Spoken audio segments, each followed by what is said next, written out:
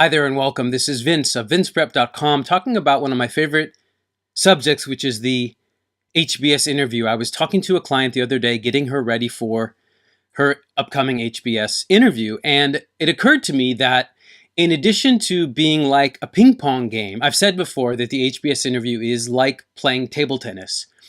You want to hit the ball back and forth with your interviewer, not too fast and not too slow. And definitely you don't want to let any of the balls go past you. You want to keep the conversation going. The other metaphor that occurred to me the other day is a little more dramatic. The HBS interviewer, in addition to being your ping pong partner, your table tennis partner for the 30 or so minutes of the interview, is also a bit of a shark, meaning that there may be some clients tell me that during the course of their HBS interview, at some point in the interview, something comes up that catches the interviewer's attention. And at that point in the interview, and let me just take my glasses off here for a second, and also this silly hat that I got for my birthday.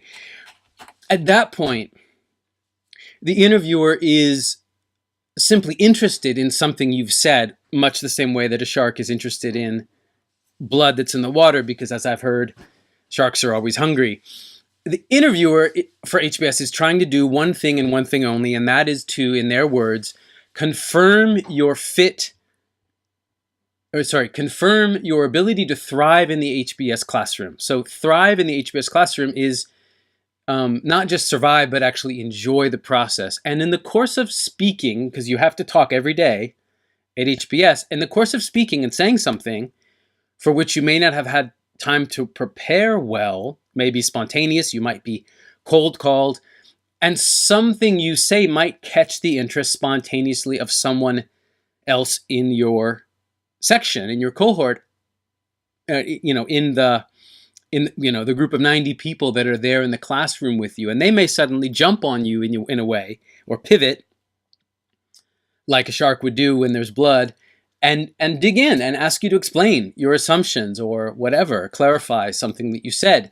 And that's very unexpected, and that is the point.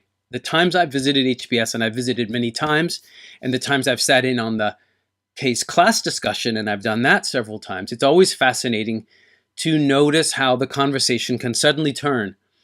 Even mid-sentence, you might get follow-up from a professor or someone in the class. And so, your interviewer, to thoroughly test your ability to thrive in such an environment, will suddenly pursue something you've said that just simply catches their interest. A client years ago was talking about volunteer activities. I won't say too much. I maintain confidentiality as a member of AGAC, but it was talking about something that she does, volunteering, and the interviewer was simply fascinated about that social issue and how it is in this particular country where the interview took place. It's just simply caught the interest of the interviewer. How does that work here? Because she's coming from a U.S. perspective, and so she's fascinated by the context in which that particular social issue exists and those social services exist, just out of her own curiosity. Another client talked about a decision he made at age 13, and the interviewer was again fascinated for up to 10 minutes, asking lots of follow-ups. And I'm not saying it's blood in the water like she was trying to kill him. She was just naturally interested in what he was saying. So another way to think about this, and this is the last thing I'll say, is it's like, to use a sort of McKinsey cliche, it's a deep dive. Over the course of the ping pong table tennis match, during which you might be asked 30, 40, 50 questions, including follow-up questions. It's a very natural but fast-paced conversation, as is the case class discussion. There may be one topic at some point in those 30-ish minutes when the interviewer just dives in and asks follow-ups based on something you just said. It could be something about your industry, your company, your job, your volunteer activities, your personal decisions. It could be absolutely anything. And that is absolutely why, and this is a bit self-serving, I really encourage all of you to prepare for your HBS interview with a professional. It's fine to use an online English service if your native language is not English. It's okay.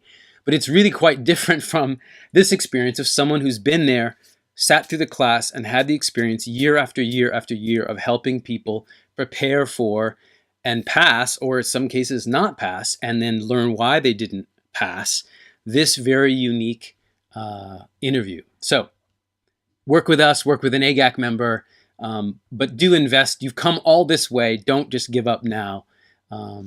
You want to win, and half of you will win, and statistically half of you invited will not pass.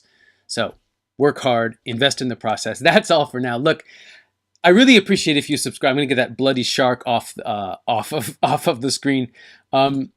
Please subscribe to my YouTube channel. I love making these videos every chance I get. If you subscribe, you'll be the first to know when I've made new videos. Please like this video as well. I really do appreciate your time, your attention. Best of luck with your interview, and best of luck with the sharks out there. All right, take care. Bye for now.